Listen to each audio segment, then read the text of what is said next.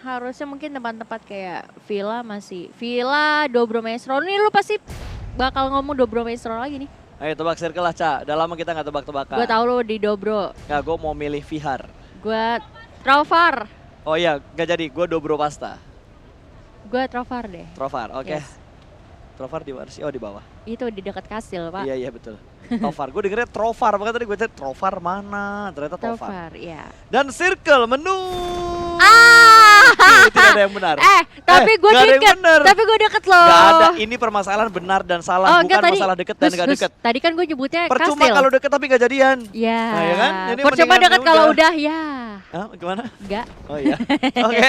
Back to the game di mana mengambil bagian 50-50 untuk permasalahan. Ini kayaknya gak 50-50 deh. Ini kayaknya sekitar 53 atau 54. Kok 5354 kurang dong angkanya? Enggak, maksud gua 53 atau 54% daerah lautnya. Oh, bisa aja ngelesnya. Gitu.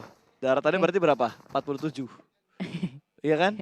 Iya benar. Kayak hitung-hitungan lu cuma lu doang yang ngerti sih Mas, kalau diingat-ingat. Oke, back to the game guys.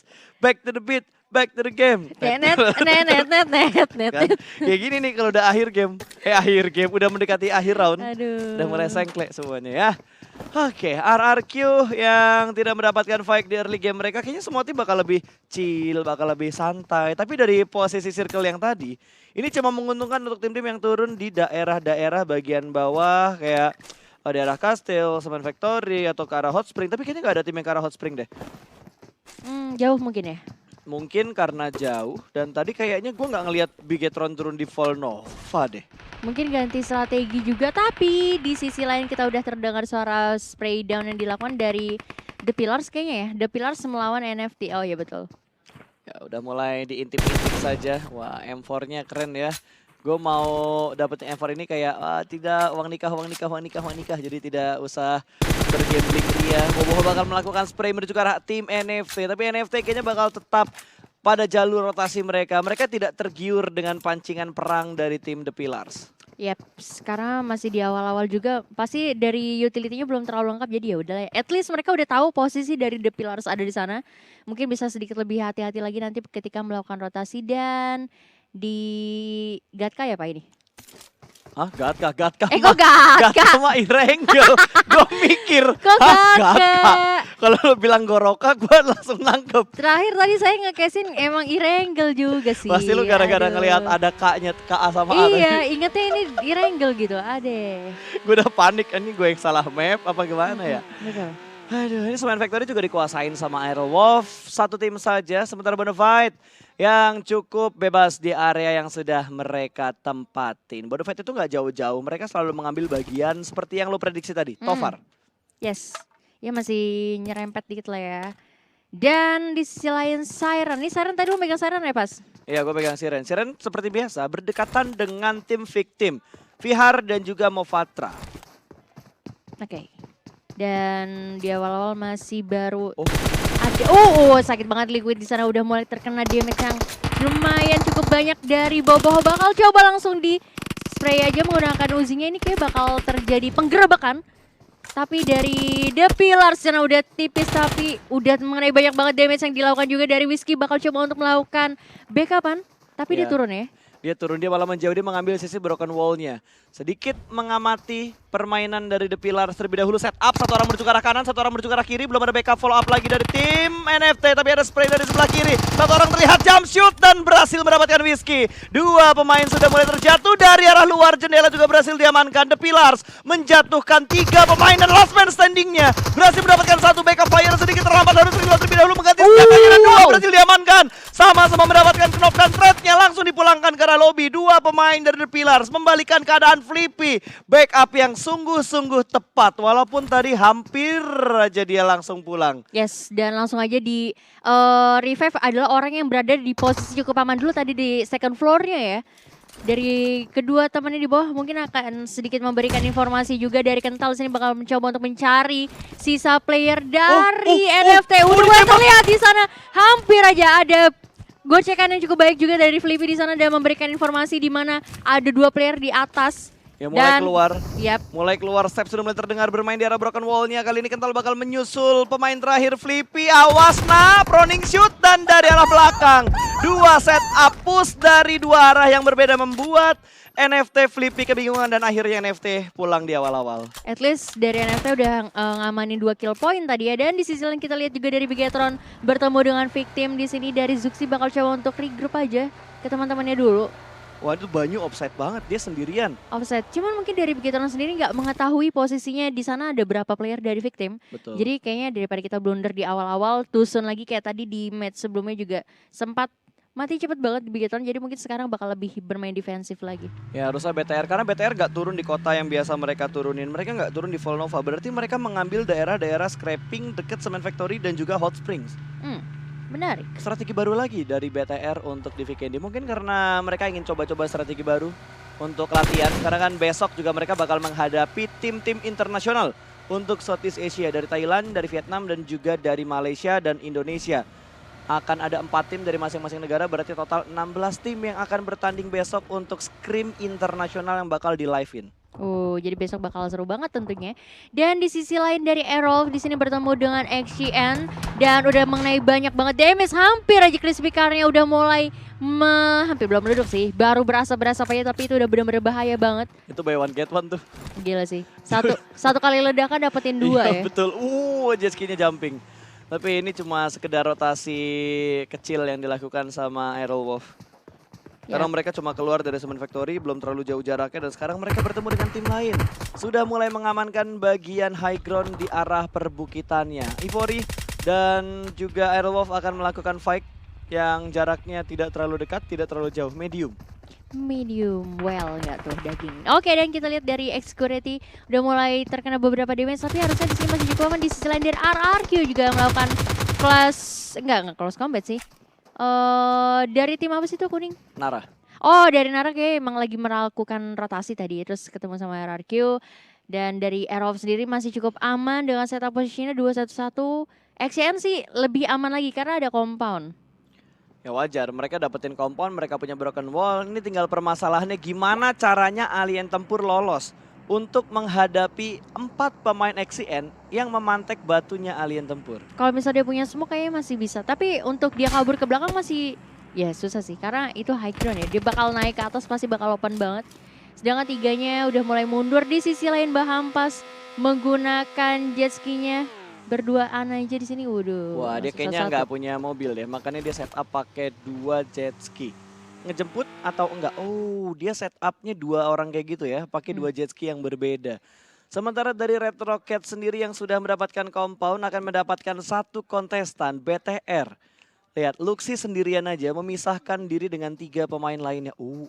Terlihat Audrey-nya belum ditembak. Kings hanya ingin mendapatkan informasi dari berbagai macam tim yang rotasi di depan compound mereka. Ya, ini karena tadi dari tim Nara hanya lewat aja dan dia juga kayak nggak menyadari ada 2 tim di sini antara Red Rocket dan juga Bigetron yang sama-sama lagi mantekin aja tapi belum ada inisiasi tambahan juga.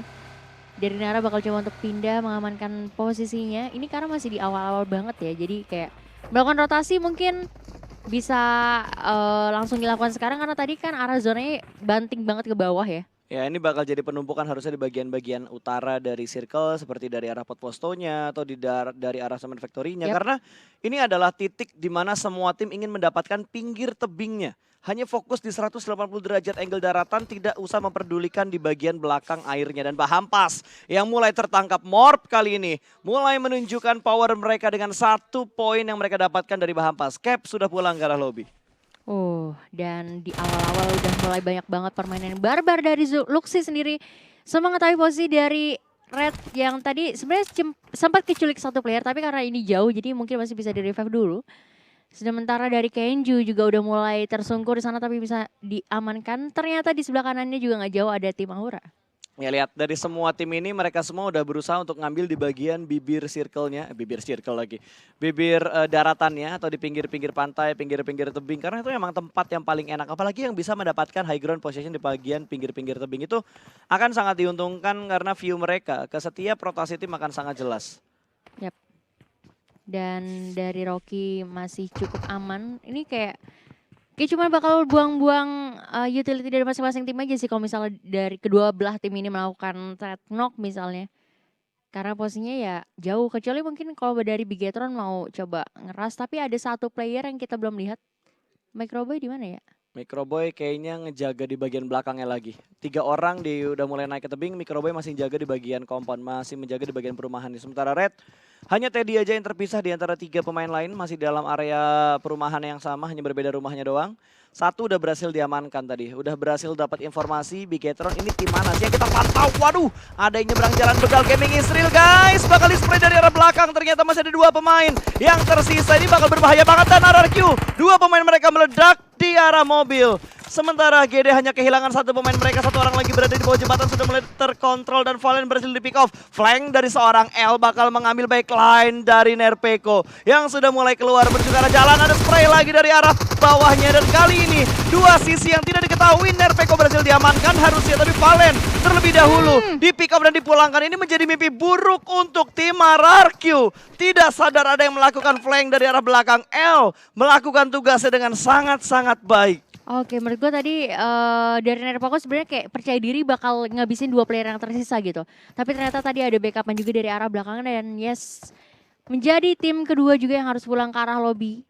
Terlalu cepat ya untuk RRQ. Ya, bahkan tadi ada 2 pemain RRQ yang tidak sadar mobilnya udah mulai berasap atau dia masih memaksakan diri. Oh boom, terlihat oleh Rosesi belum ada open fire dengan M24-nya.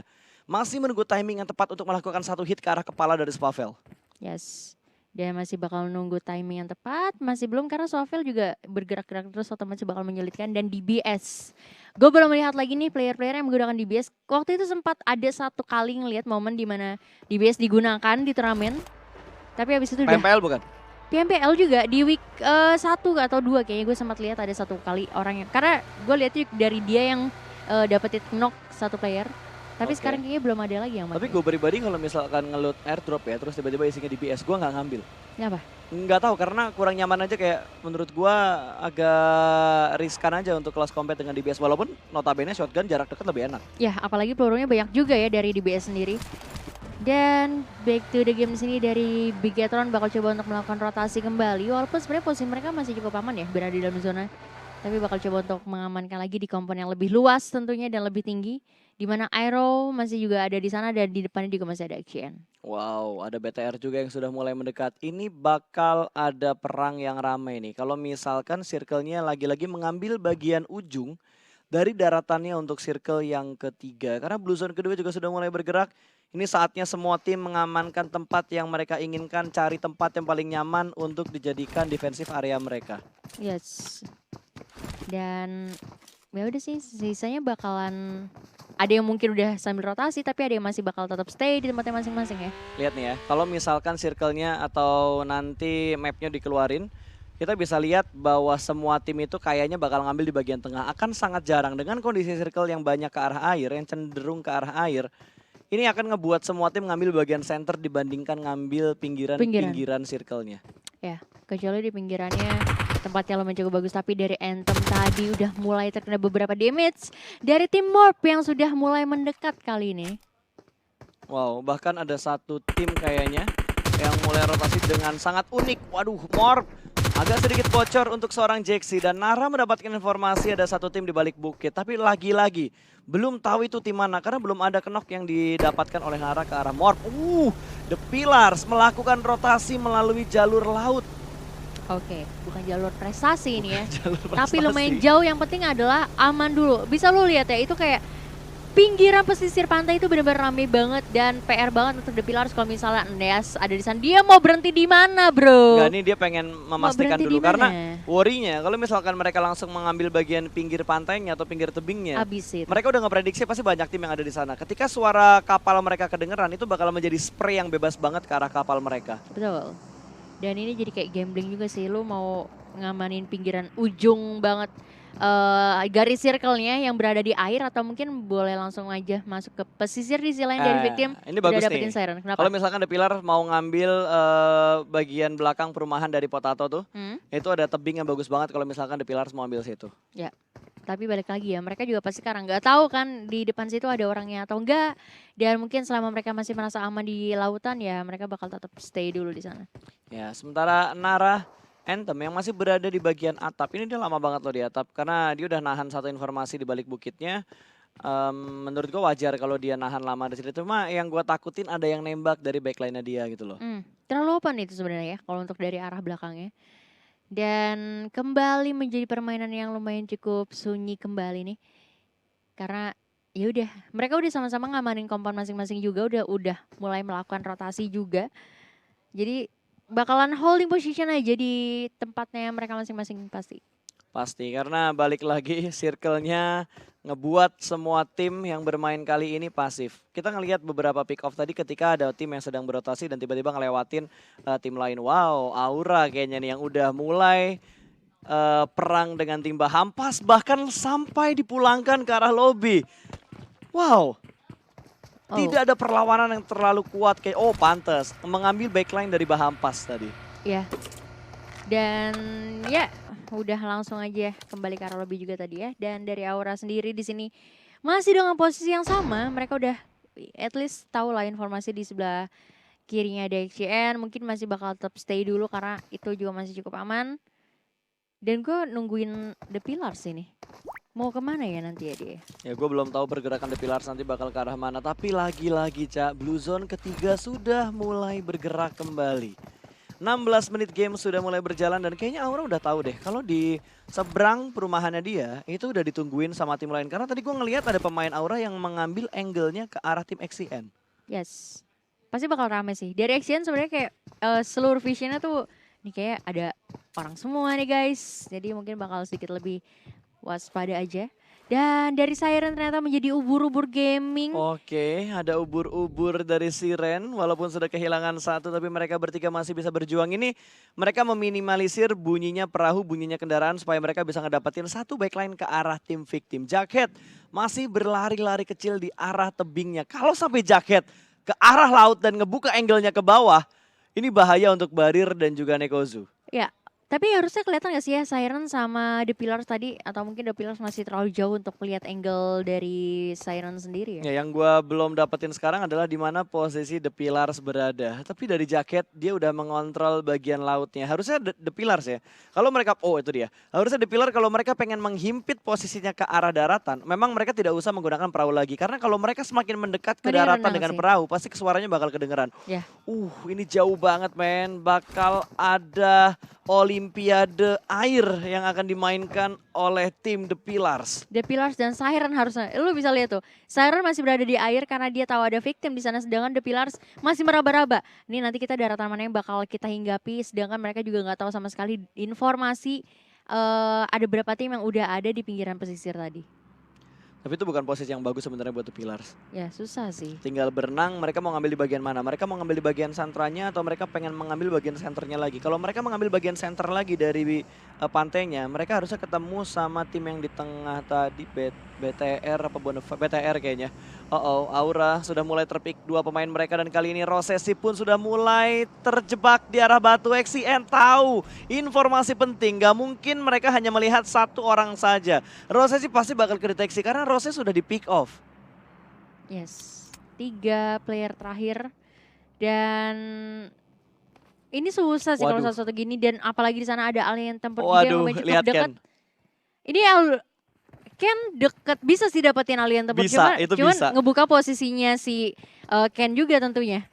Wah, ada smoke setup yang cukup tebal, bakal ada through the smoke lagi. Rosesi bakal langsung menancapkan gaspol mobilnya ke arah balik bukit, menutup angle shoot dan Xurate bakal mengambil sisi broken wall-nya. Mengamati benar-benar pergerakan di manakah Aura bakal muncul. Karena mereka sudah mendapatkan Rose yang sedang melakukan rotasi, tapi Ken sudah mulai terpantau. Kayaknya XCN tahu di mana pemain lain dari Aura, tapi itu belum bisa di-pick. Terlalu terburu-buru kalau misalkan XCN melakukan pick ke arah Ken yang sedang berada di atas bukit. Ya.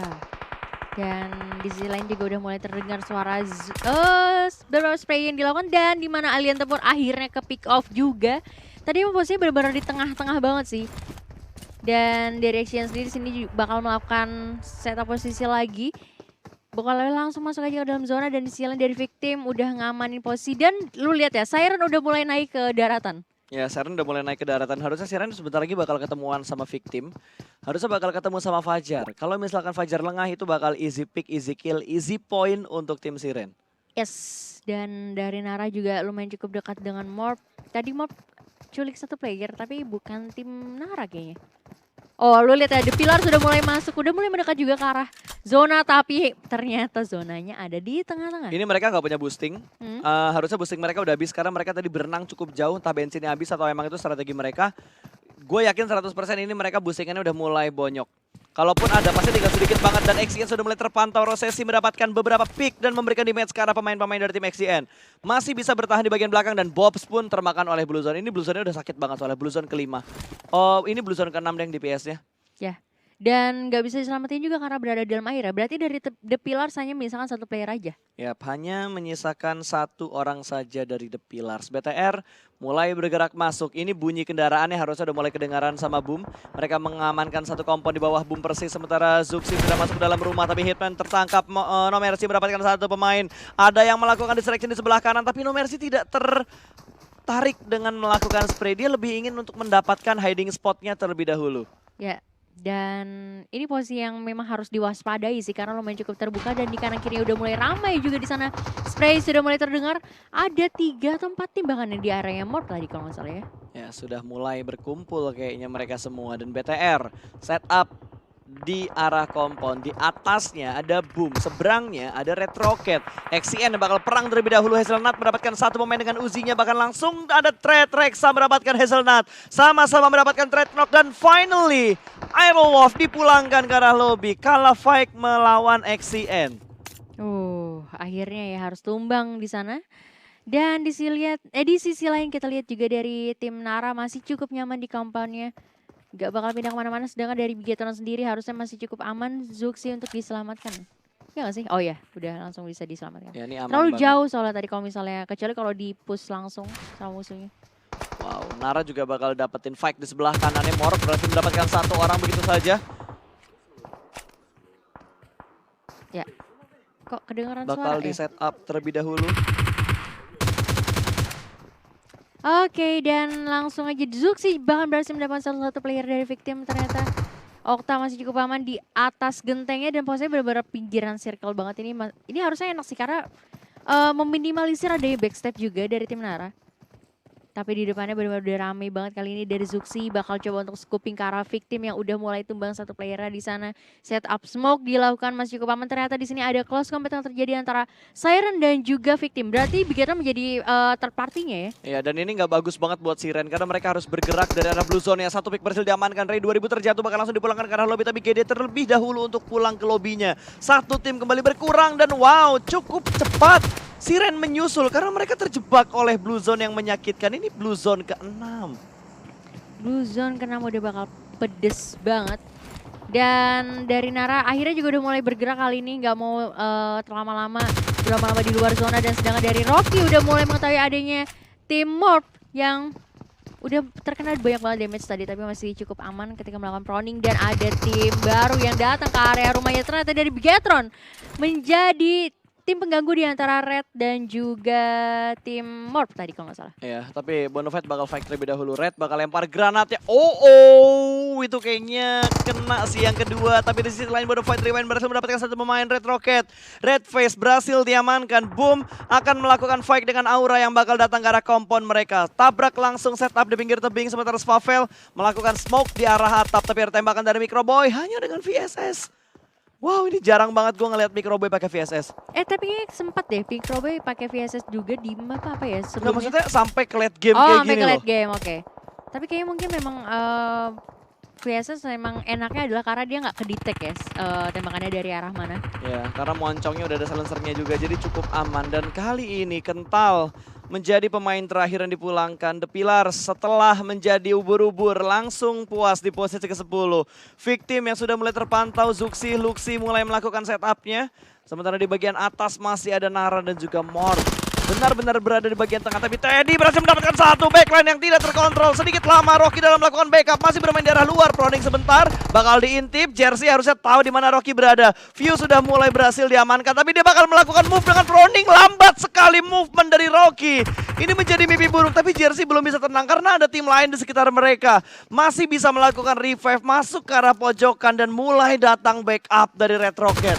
Bakal datang, mobil bakal dilirakin terlebih dahulu, sementara Jersey mengambil bagian moncong mobilnya untuk dijadikan defensive areanya. Oke, gue pikir tadi tuh dari tim Bigetron, sama-sama Bonafide. abu-abu ya, ternyata Bonafide. Dan menyisakan satu orang terakhir aja, dan ini pastinya udah benar-benar terpojok banget. Dimana tadi harusnya dari tim Red Rocket sendiri harusnya menyisakan 2 player kalau nggak salah ya. Harusnya, tapi kayaknya ini bakal jadi fight yang mendebarkan. Apakah Jersey bisa mendapatkan clutch ke arah Red Rocket? Oh nggak, 3 player ternyata. Masih 3. Masih 3. Oh karena tadi berhasil di revive juga ya. Ya karena tadi nggak sempet di end setup smoke dari arah Bonafide. Sementara BTR harus menghadapi Nara dan juga harus menghadapi Victim. Kayaknya Morp nggak bakal menjadi pengganggu antara pertarungan BTR dan juga Victim atau BTR ke arah Nara. Karena Nara sudah mulai tertekan. Abduluzan akan bergerak 1,5 menit lagi. Sementara Zuxi masih mengamati daerah sekitar. Dia udah tahu di bawah mereka ada tim lain tapi belum tahu kalau itu Victim. Dia bakal mundur lagi, masih bermain di arah pinggir dari broken wall-nya dan ada XCN juga. Zabrol diamankan, ternyata BTR punya angle ke arah Morp dan langsung tereliminasi. Nara, 2 pemain mereka juga sudah mulai kelok. Zuxi tadi memberikan informasi ke arah 3 pemain BTR yang lainnya. Wah, malah ternyata posisi dari Bigetron di sini sangat diuntungkan ya. Mereka masuk circle. Ada circle-nya, ada compound-nya, dan kayak tinggal nungguin aja tim-tim lain juga. Dari XCN di sini juga agak lumayan sedikit terpojok karena kirinya udah mulai ramai banget. 7 tim terakhir nih, pas ini bener-bener di circle yang menurut gue agak sedikit susah sih. Oke, Aura mulai masuk nih. XCN bingung, kirinya Boom punya view, kanannya Aura bisa nge-backstep. Jadi dia bingung nih, mau fight sama yang mana dulu, dan Genju terlebih dahulu terjatuh karena ada bom dari Ken. Satu bom yang berhasil mendapatkan pemain dari tim XCN, tapi BTR Luxi juga sudah mulai terpick off. Jughead mendapatkan 1 orang, Jaden juga terkenok. Ini XCN dan Aura bakal perang, tapi Boom akan menjadi tim ketiga yang mengganggu peperangan ini. Yes. Dan bakal langsung aja dimajuin sama Reksa di sini, dimana udah tahu ada 2 player yang udah mulai knock di sana.